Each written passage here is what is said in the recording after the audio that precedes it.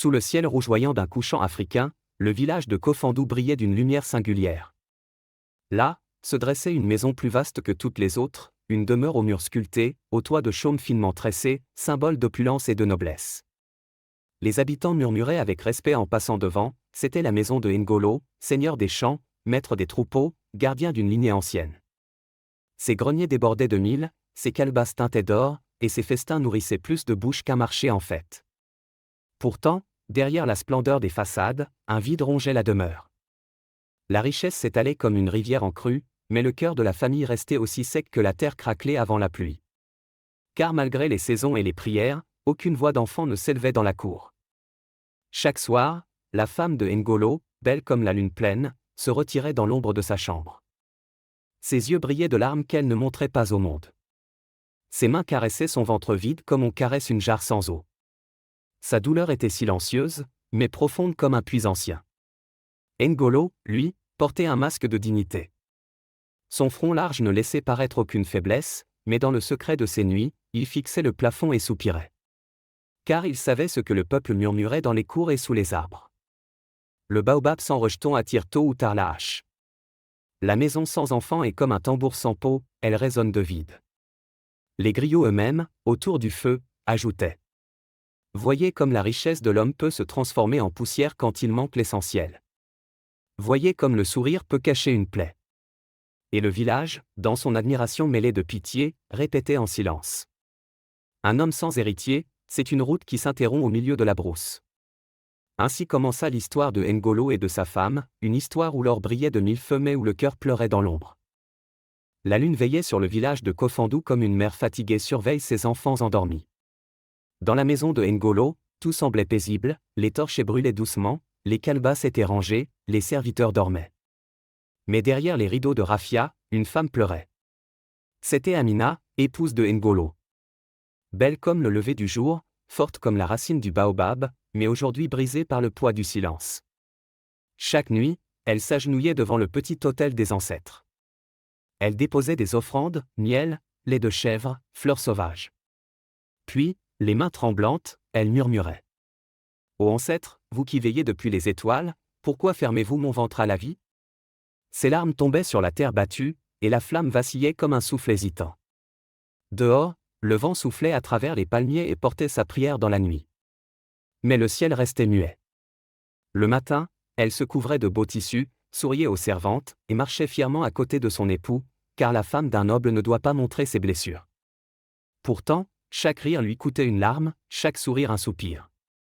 Un jour, alors qu'elle revenait du marché, une vieille femme la héla. Amina, fille du soleil, pourquoi ton ombre semble-t-elle pleurer ? Amina détourna le regard. Vieille mère, il n'est pas de douleur plus lourde que celle qu'on cache dans le ventre. La vieille hocha la tête. Même le tambour le plus solide se brise s'il reste trop longtemps tendu. Pendant ce temps, Ngolo errait dans la cour, le regard perdu. Les griots disaient qu'il souriait encore en public, mais que son cœur grondait comme un tonnerre sans pluie. Il aimait sa femme, mais il craignait le jugement du peuple. Chaque fois qu'un voisin fêtait une naissance, il s'enfermait dans sa chambre, serrant les poings. L'homme sans enfant, disait-on, construit une maison sans porte, belle à voir, mais inutile à vivre. Les griots, eux, chantaient au clair de lune. La femme qui pleure sans bruit, c'est la pluie qui prépare l'orage. Et l'homme qui tait sa honte, c'est le feu qui couve sous la cendre. Ainsi passaient les jours à Kofandou. La richesse brillait toujours, mais la joie s'effritait comme la poussière entre les doigts. La nuit, Amina levait les yeux vers le ciel et murmurait. Si les dieux m'ont oublié, alors peut-être que la terre me donnera ce que le ciel refuse. Et ce fut là le début d'un nouveau chemin, celui qui la conduirait à l'idée d'adopter un enfant. Le soleil se levait sur Kofandou avec la lenteur d'un vieux griot qui prépare ses mots. La brume du matin glissait sur les toits de chaume, et les premiers chants d'oiseaux semblaient bénir la nouvelle journée. Mais dans la grande demeure de Ngolo, le silence pesait plus lourd qu'une pierre tombale. Amina, épuisée de larmes, s'assit sous le grand manguier du jardin. Elle regardait les enfants du voisin courir pieds nus dans la poussière, leurs rires éclatant comme des perles. Un souffle d'amertume monta en elle. Pourquoi la vie se distribue-t-elle comme le marché du dimanche ? À certains, tout, à d'autres, rien. Ce jour-là, elle prit une décision que les ancêtres eux-mêmes semblèrent écouter. Le soir, lorsqu'Ngolo rentra, la sueur collée au front, elle l'attendait, assise, droite, vêtue d'un pagne couleur de feu. « Mon époux, dit-elle d'une voix douce mais ferme, si le ciel nous ferme la porte, ouvrons celle de la terre. Allons chercher un enfant, quelque part, qui aura besoin d'un nom et d'un foyer. » Ngolo resta silencieux. Ses yeux sombres, fatigués de désespoir, se perdirent dans la flamme de la lampe à huile. Puis il dit enfin. Adopter un enfant? Ce n'est pas chose légère, Amina. Le sang ne ment pas, et le nom d'un noble ne se donne pas au hasard. Et si cet enfant était une bénédiction déguisée, répondit-elle. On ne sait jamais par quelles mains les ancêtres nous tendent leur aide. Le griot du village, entendant la rumeur de leur projet, dit plus tard. Quand le fleuve ne coule plus, le sage cherche une source. Ainsi, le couple annonça son intention au conseil du village. Certains les félicitèrent, d'autres murmurèrent. Qui peut connaître le cœur d'un orphelin, disait une femme au marché. Un enfant sans racines peut déraciner ceux qui le recueillent, disait un autre. Mais Amina garda le regard haut. Elle avait trouvé dans son cœur une flamme nouvelle, celle de l'espoir. Quelques jours plus tard, les chevaux furent sellés, les serviteurs chargèrent les provisions. Ngolo et Amina quittèrent Kofandou à l'aube, la poussière dorée soulevant leurs promesses. Leur route les mènerait vers un orphelinat à la lisière de la grande forêt, un lieu dont on disait qu'il était béni par les anciens, ou hanté par leurs secrets. Les griots chantaient en leur honneur. Le couple sans fruits sème dans le vent.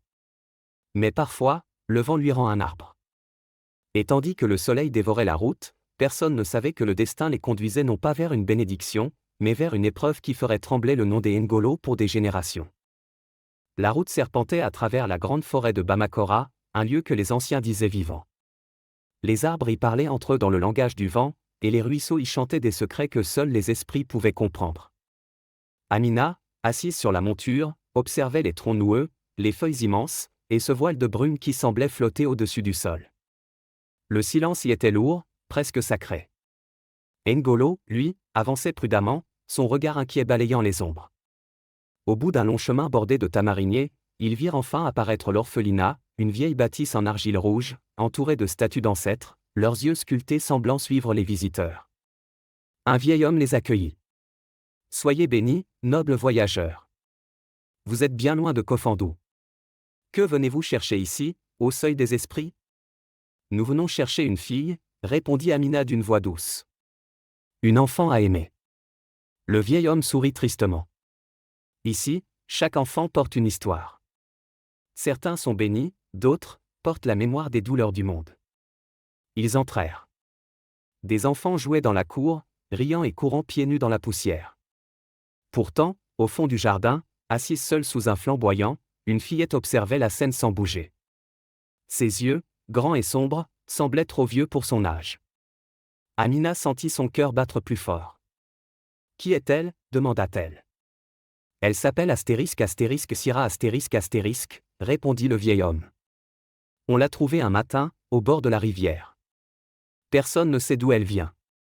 Depuis, elle parle peu, mais elle obéit, elle sourit, et parfois, on dirait qu'elle écoute des voix que nous n'entendons pas. » Syrah se leva lentement, son petit pagne blanc effleurant la poussière. Elle s'approcha d'Amina, la fixa de ses grands yeux calmes, puis posa une main sur son ventre. « Tu m'as appelé » dit-elle doucement. Amina tressaillit. Ngolo, derrière elle, sentit un frisson courir dans son dos. Mais la femme sourit malgré tout, émue par la douceur de la fillette. « Oui » murmura-t-elle. « Je crois que c'est toi. » Ce soir-là, avant de quitter l'orphelinat, le vieil homme s'approcha d'eux une dernière fois.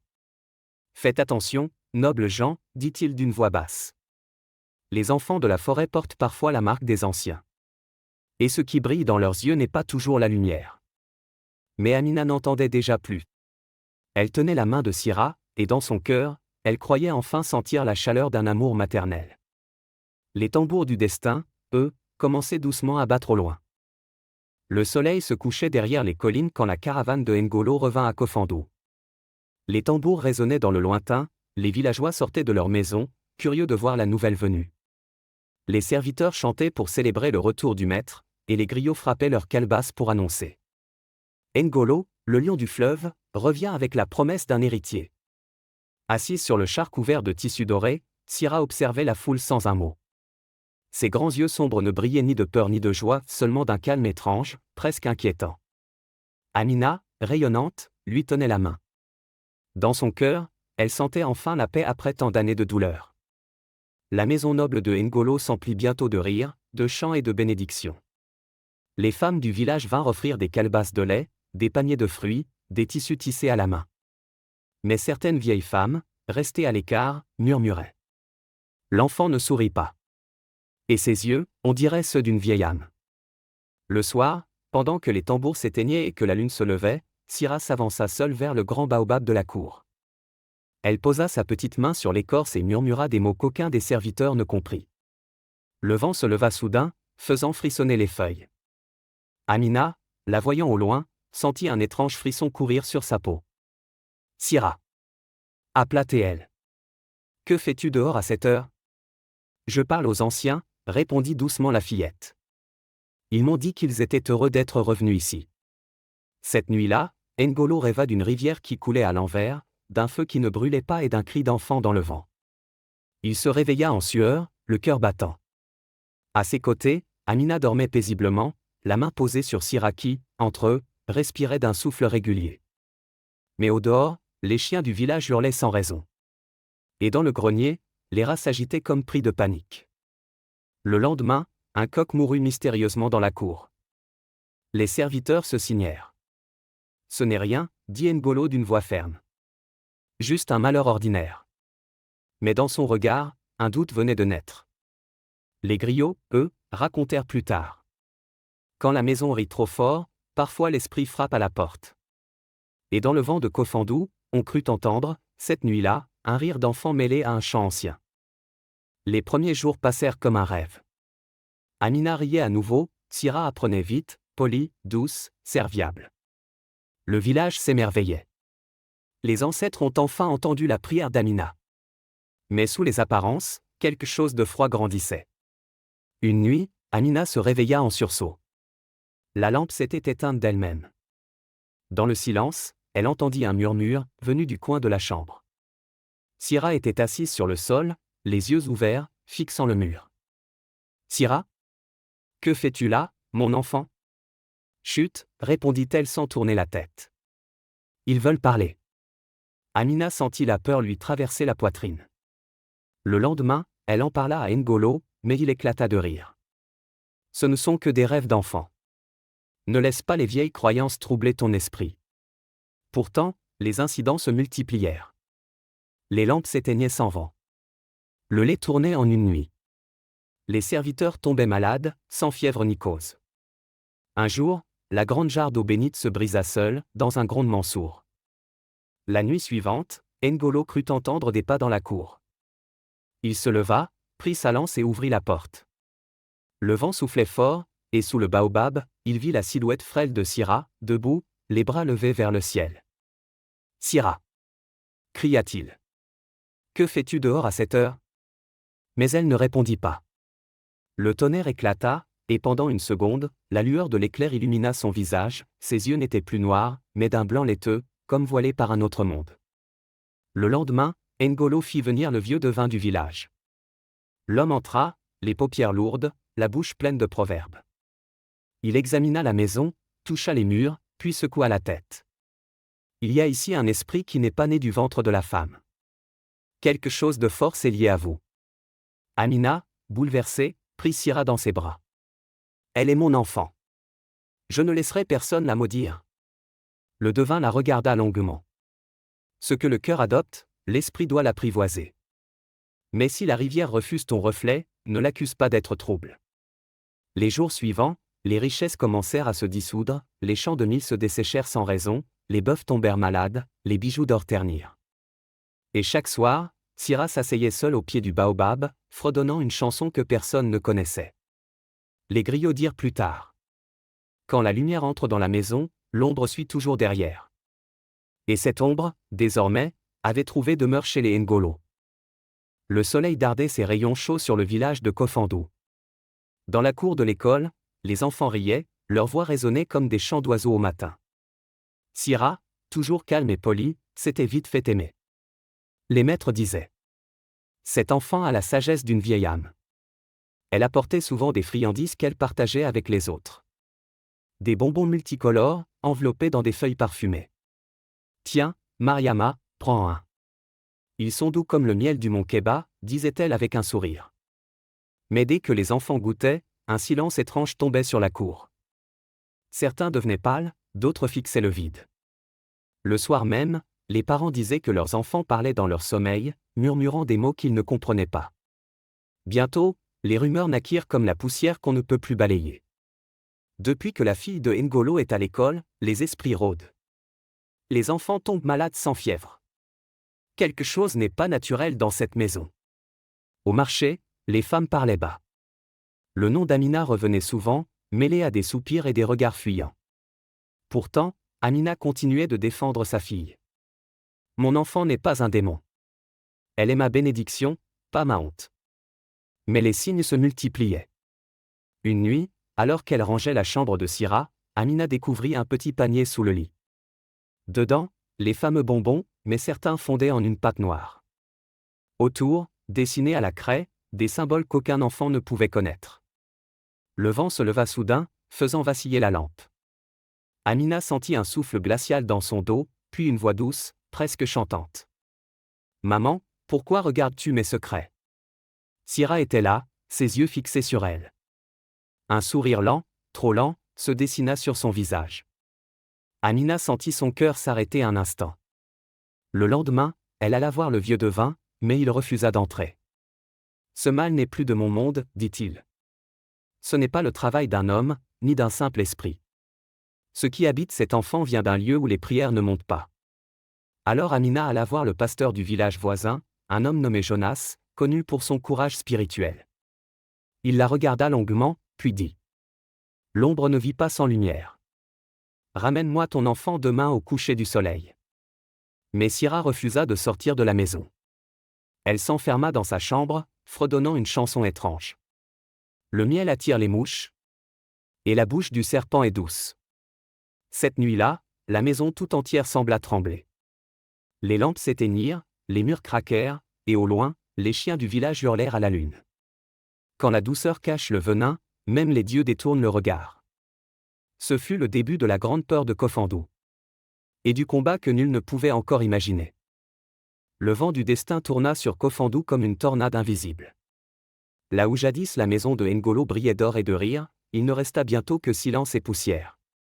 Les champs de mil, si verts autrefois, jaunirent avant la saison sèche.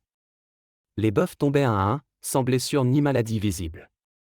Les serviteurs s'enfuyaient la nuit, jurant qu'ils entendaient des pleurs dans les jarres d'eau et des rires d'enfants dans les flammes du foyer. Amina, épuisée, essayait encore de prier. Ses doigts tremblaient en serrant le collier de perles d'ancêtre. « Ô Dieu de mes mères, souffla-t-elle, dites-moi ce que j'ai fait pour mériter ce châtiment. » Mais seule la voix de Syrah résonnait, douce et lointaine, dans la cour. Quand la pluie oublie de tomber, c'est peut-être parce que la terre a offensé le ciel. Les villageois, jadis admiratifs, commencèrent à se détourner. On murmurait que la maison N'Golo était maudite, que leur richesse avait attiré la jalousie des esprits. Certains jetaient du sel sur leur passage, d'autres changeaient de route pour éviter la demeure. Un soir, alors qu'une tempête se préparait, N'Golo rentra du marché les mains vides. Ses affaires s'effondraient, ses terres vendues, ses dettes montaient. Il frappa du poing sur la table. « Tout cela, Amina. Tout cela a commencé depuis que cet enfant est entré sous mon toit. » Amina, les yeux pleins de larmes, répondit. « Ne parle pas ainsi. C'est notre fille. Ce sont les hommes, pas les dieux, qui nous condamnent. » Mais avant qu'elle ne finisse, un éclair frappa le grand baobab devant la maison. Le tronc, fendu en deux, prit feu sous la pluie battante. Syrah, debout dans l'ombre, regardait la scène sans un mot. Le lendemain, les griots parcoururent le village, frappant leurs tambours de peau et chantant. Quand le baobab du chef brûle, c'est que la racine du mal a trouvé sa route. Les jours suivants, la maison s'effondra lentement, les murs se fissurèrent, la toiture s'affaissa. N'Golo, jadis noble et fier, vendit ses bijoux pour acheter du mil. Amina, amaigrie, marchait seule jusqu'au puits, les enfants la suivant du regard comme une revenante. Et Syrah. Syrah restait la même. Calme. Intacte. Ses vêtements propres, son regard clair, comme si la ruine l'épargnait. Un matin, N'Golo l'a surpris dans la cour, traçant des symboles dans la poussière avec un os d'oiseau. « Que fais-tu là » demanda-t-il d'une voix brisée. « Je parle à ceux qui m'ont donné » répondit-elle simplement. « Qui t'a donné » hurla-t-il. Syrah releva lentement la tête. « Pas vous. Pas la femme. Pas les ancêtres. Ceux d'avant. Ceux que le feu ne brûle pas. » N'Golo recula, terrifié. Le soir même, il quitta la maison pour chercher le pasteur Jonas. Il jura qu'il ne reviendrait pas tant que la lumière n'aurait pas vaincu l'ombre. Et pendant son absence, le mal s'épanouit comme une fleur noire. Les oiseaux cessèrent de chanter, et même le vent refusa de passer près de la maison N'Golo. Quand la richesse se tait et que la honte parle, le trône du noble devient un siège de cendres. La chute était complète. Mais dans la poussière de la ruine, une dernière étincelle de foi attendait encore de renaître. Le soleil se levait lentement sur la savane, étirant ses doigts d'or sur les herbes sèches. N'Golo marchait seul depuis 3 jours. Son visage était dur, mais son cœur tremblait comme un tambour sous la pluie. Derrière lui, Kofandou disparaissait dans la brume. Ce n'était plus un village, mais un souvenir de cendres et de honte. Chaque pas soulevait un nuage de poussière rouge, et chaque souffle semblait lui voler un peu d'espoir. Pourtant, il avançait. Il avait juré de ramener la lumière. Au 4e jour, alors que la chaleur brûlait la terre, il aperçut une colline. Tout en haut se dressait une petite église en argile, humble, mais baignée d'une lumière étrange. Devant la porte, un vieil homme priait à voix basse, un bâton de prière dans la main droite, une Bible usée dans la gauche. « Pasteur Jonas » appela N'Golo d'une voix éraillée. Le vieil homme se retourna. Son regard, calme et profond, sembla traverser le noble comme on lit dans l'eau claire. « Je savais que tu viendrais, dit-il doucement. Le vent de ton malheur a soufflé jusqu'à ma porte. » N'Golo s'agenouilla, les larmes brouillant sa vue. « Ma maison brûle sans feu, mes champs meurent sans sécheresse. Et dans le regard de mon enfant, il y a quelque chose que je ne comprends pas. » Le pasteur posa sa main sur sa tête. Tout ce que l'homme invite chez lui n'est pas toujours ce que Dieu envoie. Il pria longuement, les yeux clos, murmurant des paroles que le vent seul comprenait. Puis il dit : « Reprenons la route. La lumière ne fuit pas l'ombre, elle la dévoile. » Ils marchèrent ensemble vers Kofandou. Sur le chemin, le pasteur Jonas ramassait des herbes, de la cendre blanche et des pierres qu'il rangeait dans un petit sac de cuir. N'Golo, silencieux, sentait à chaque pas la peur se changer en foi. Quand ils atteignirent le village, le silence était lourd comme une tombe. Les cases semblaient vides, les enfants ne jouaient plus. Devant la maison N'Golo, le grand baobab fendu dressait encore son tronc noirci. Et sous lui, assise comme une statue, Syrah les attendait. Elle leva les yeux. « Tu es revenu, père, dit-elle d'une voix douce. Mais tu n'es pas seul. » Le pasteur Jonas s'avança. « L'enfant ne ment pas, dit-il. Elle sait que je suis venu pour voir ce que les yeux des hommes refusent de voir. » Syrah le fixa, un sourire énigmatique aux lèvres. « Tu ne peux pas éteindre ce qui n'a pas été allumé par la main de Dieu. » Le pasteur ferma les yeux, pria un instant, puis souffla sur une poignée de cendres qu'il jeta au sol. Le vent se leva aussitôt, un grondement traversa la cour, et les jarres d'eau vibrèrent. Amina sortit, le visage émacié, tenant son chapelet d'ancêtre. « Pasteur, sauvez ma fille. Je sens qu'elle m'aime, mais quelque chose en elle me hait. » Jonas la regarda avec compassion. « Ce qui habite en elle n'est pas l'enfant que tu as serré contre ton cœur, mais une voix qui cherche un corps pour parler. Ce soir, nous verrons d'où elle vient. » Cette nuit-là, la maison entière fut plongée dans une prière sans fin. Le pasteur traça des symboles au sol, entonna des psaumes, et la lumière des lampes sembla danser au rythme de ses mots. Syrah, assise au centre de la pièce, commença à trembler. Sa voix devint rauque, étrangère. « Tu crois me chasser, vieil homme ? Je suis plus ancien que ta foi. » Le pasteur posa la main sur son front. Même l'ombre la plus ancienne s'incline quand le jour se lève. Alors, un cri jaillit, long et déchirant. Les murs tremblèrent, le feu des lampes s'éteignit, et pendant un instant, le silence revint. Quand la lumière revint, Syrah s'effondra dans les bras d'Amina. Ses yeux étaient redevenus noirs et paisibles. Jonas soupira. Le combat ne fait que commencer. Le mal ne meurt pas, il s'endort. Mais la foi le tient enchaîné. Quand le mal entre par la porte du cœur, c'est la foi qui doit le chasser par la fenêtre de l'âme. Et ainsi commença la renaissance de la maison N'Golo. La nuit était lourde sur Kofandou. Le vent s'était tu, les arbres semblaient retenir leur souffle. Même les chiens ne hurlaient plus. Dans la maison N'Golo, la flamme de la lampe tremblait comme une âme hésitante. Le pasteur Jonas s'agenouilla au centre de la cour. Autour de lui, Amina et N'Golo formèrent un cercle de prière. La terre vibrait sous leurs genoux, comme si le sol lui-même attendait le verdict des cieux. Sira dormait à l'intérieur, paisible ou du moins, c'est ce qu'il croyait. Le pasteur leva la main vers le ciel et dit d'une voix grave. Ce soir, la lumière réclame ce qui lui appartient. Que les ténèbres se dévoilent. À cet instant, un souffle glacial traversa la cour. Les jarres tremblèrent, les murs gémirent. Sira se leva brusquement, les yeux ouverts, mais son regard n'était plus celui d'une enfant. Il brillait d'un blanc incandescent. « Vieil homme, ton feu ne m'effraie pas, dit-elle d'une voix qui résonnait comme mille échos. J'étais ici bien avant vos prières. Amina tomba à genoux, les larmes aux yeux. Sira. C'est moi, ta mère. Reviens à moi, mon enfant. Mais la voix répondit, moqueuse. Elle dort. Moi, je veille. Le pasteur fit un signe de croix, puis plongea sa main dans la jarre d'eau bénite qu'il avait préparée. Il en aspergea le sol. L'eau se mit à bouillir, un cri strident s'échappa du corps de Sira. Les lampes s'éteignirent, et l'obscurité avala la maison. Seule la croix lumineuse du pasteur restait visible, tremblante dans la nuit. Soudain, des ombres s'élevèrent du sol, prenant la forme d'animaux et d'anciens visages oubliés. Des tambours invisibles se mirent à battre au loin, rappelant le rythme des anciens rites. N'Golo, terrifié, serra Amina contre lui. « Pasteur, elle va mourir. » cria-t-il. « Non, » répondit Jonas. « Elle va renaître. » Il posa la croix sur le front de l'enfant. Un rugissement secoua la maison. Le vent éclata les portes, les poteries volèrent, les flammes se rallumèrent d'elles-mêmes. « Tu n'es pas la bienvenue ici !» cria Jonas.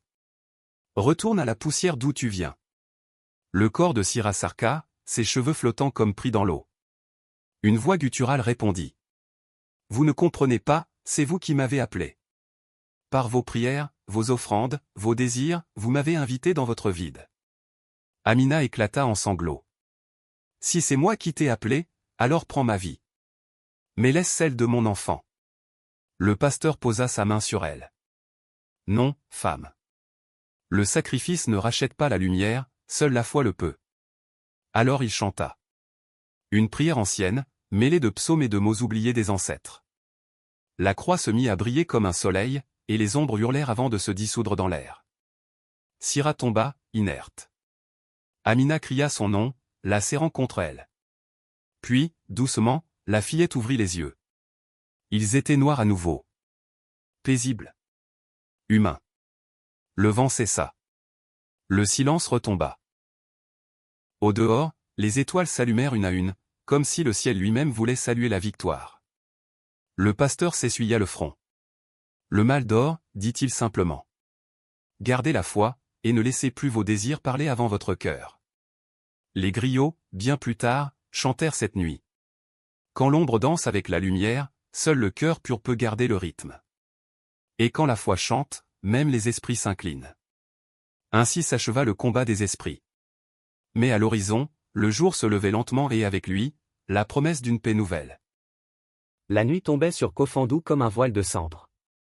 Dans la cour de la maison dévastée, le pasteur Jonas restait debout, tenant sa croix de bois serrée contre son cœur. Le vent tournait autour de lui comme un animal nerveux. Sira se tenait au centre de la cour, immobile, les pieds nus sur la terre froide. Ses yeux étaient voilés, son souffle lent, comme si elle appartenait à un monde qui ne portait pas de nom. Amina pleurait, tremblante. N'Golo, le visage dur, retenait sa colère comme on retient une tempête sous un toit fragile. Le pasteur leva la voix. « Enfant, qui es-tu vraiment ?» Un murmure s'éleva, mais il ne venait pas de Sira. Il venait de partout et de nulle part. Le vent s'intensifia. Les jarres tremblèrent. Les flammes des torchers s'étirèrent vers Sira comme attirées par une force invisible. La petite fille parla alors, d'une voix qui n'était pas la sienne. Je suis celle qu'on n'a pas appelée, celle qu'on a tirée d'un monde qui ne voulait pas être ouvert. Amina tomba à genoux. Syrah. Mon enfant. Elle n'est pas perdue, dit le pasteur. Mais elle est prise entre deux chemins. Jonas fit un pas, puis un autre. À chaque pas, le vent reculait comme s'il craignait son approche. Il planta sa croix dans la terre. Une lueur chaude en jaillit, fragile mais insistante, la lumière d'une foi qui refuse de mourir. Syrah se recroquevilla, les mains contre ses oreilles. Des ombres serpentèrent autour d'elle, prêtes à l'enfermer à nouveau. Le pasteur murmura une prière ancienne. Lumière qui éclaire les cœurs, chasse les ombres qui dévorent l'innocent. Que la terre reprenne ce qui n'est pas né d'elle. Que l'enfant retrouve son souffle. Le sol vibra. Une ombre monstrueuse s'éleva derrière Syrah, haute comme un arbre, informe comme un cauchemar. Amina hurla. N'Golo brandit sa lance, mais Jonas posa sa main sur son bras. Ce combat n'est pas le tien. Il leva les deux mains vers le ciel. La lumière se fit plus forte, puis plus forte encore, jusqu'à éclairer toute la cour comme un soleil miniature. L'ombre rugit, recula, se déchira comme un tissu brûlé. Syrah tomba au sol. Le silence retomba sur Kofandou, lourd, sacré. Amina courut et prit la fillette dans ses bras. Ses yeux, redevenus noirs, doux, humains. « Maman, je suis revenue », murmura-t-elle. N'Golo s'effondra, les mains sur le visage. Amina pleurait de joie, serrant sa fille contre elle comme on serre l'aube après une longue nuit. Le pasteur Jonas observa la famille et dit doucement. Quand l'esprit trouve la lumière, l'enfant retrouve sa maison. Et quand la maison retrouve son enfant, le village peut enfin guérir. Le vent se calma. Les étoiles sortirent. Et Kofandou respira pour la première fois depuis longtemps. Le jour se leva sur Kofandou comme un nouveau tambour qui résonne après le silence. Le vent portait une odeur de terre humide, et les oiseaux chantaient avec une joie que le village n'avait plus connue depuis longtemps. Là où jadis la maison de N'Golo n'était qu'un tas de poussière et de cendres, on voyait maintenant des murs solides, faits de mains unies et de cœurs apaisés. La richesse n'y brillait plus par l'or, mais par le rire des enfants et la paix des anciens. Amina, vêtue d'un pagne clair, travaillait dans le petit jardin qu'elle avait planté derrière la maison. Syrah, agenouillée près d'elle, riait en essayant de semer les graines. « Regarde, maman, dit-elle, la terre sourit quand on lui parle doucement. » Amina lui caressa les cheveux. « Oui, mon enfant, la terre écoute les cœurs purs. Elle se ferme seulement à ceux qui portent la peur. » Sous le grand baobab fendu, N'Golo observait la scène. Le soleil caressait son visage ridé de fatigue et de sagesse. Autour de lui, les villageois venaient désormais chercher conseil, non plus pour sa richesse, mais pour sa paix retrouvée. Un soir, les tambours résonnèrent de nouveau. Le pasteur Jonas, revenu pour bénir le village, leva la main et dit : « La foi sans humilité n'est qu'un feu sans lumière. Et la richesse sans partage, ajouta un griot, n'est qu'un fleuve sans rive. » Alors le peuple dansa. Les femmes portaient des calebasses sur leurs têtes, les enfants riaient, les hommes chantaient à plein poumon. Le feu du soir illuminait leurs visages et faisait briller les perles d'Amina comme des étoiles. Les griots entonnèrent une chanson nouvelle. Là où l'ombre a régné, la lumière a su renaître. Là où la peur a dormi, la foi s'est éveillée. Et l'enfant des esprits est devenu fille du ciel. Syrah, grandissant dans la paix, apprit à lire, à chanter, à guérir les plantes. On disait qu'elle avait gardé un don, celui d'écouter les murmures du vent sans s'y perdre. Certains affirmaient même que, parfois, la nuit, elle parlait doucement au vieux baobab, comme on parle à un ancien ami. Les saisons passèrent. Kofandou devint un village prospère, non par l'or ni par les sacrifices, mais par la bonté, la solidarité et la foi. Et lorsque les conteurs s'asseyaient près du feu, sous les étoiles, ils concluaient toujours ainsi. La maison qui s'effondre sous le poids du mal peut renaître sous la pluie du pardon. Car même le serpent, quand il mue, abandonne sa peau pour retrouver la lumière. La morale. La vraie richesse ne réside ni dans l'or, ni dans le pouvoir, mais dans la paix du cœur. Celui qui accueille sans discernement invite parfois l'ombre, mais celui qui garde la foi voit toujours l'aube revenir.